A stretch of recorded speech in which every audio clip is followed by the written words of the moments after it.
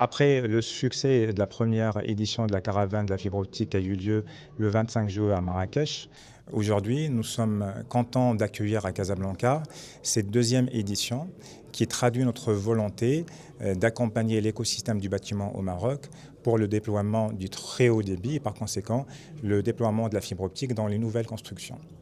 Cette deuxième édition, je pourrais la résumer en trois phases majeures.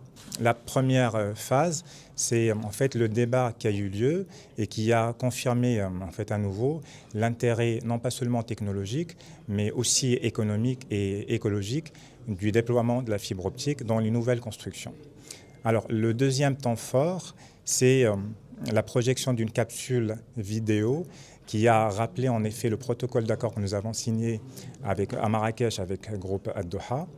Alors ce protocole d'accord n'est pas resté sur papier, mais il nous a permis d'assister les équipes techniques de Doha et aussi leur bureau d'études pour intégrer la fibre optique dans deux projets majeurs à Marrakech.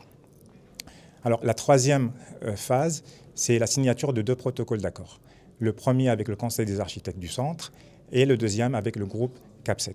Ces deux signatures traduisent encore une fois notre volonté pour élargir nos partenariats afin d'accélérer le déploiement du très haut débit partout au Maroc.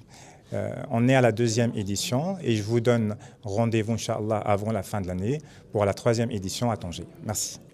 Aujourd'hui, c'est un rendez-vous important pour les architectes. Le fait de signer une convention avec INUI nous permettra d'être déjà à jour par rapport à tout ce qui se passe dans le monde de la communication à travers la fibre.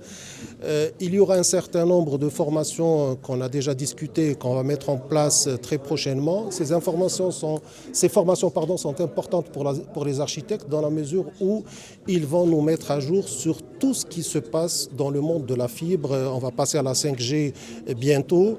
Et donc le plus important pour nous, c'est d'avoir tous les renseignements techniques et d'avoir des interlocuteurs qui puissent nous répondre et répondre à nos attentes par rapport aux projets qu'on fait tous les jours.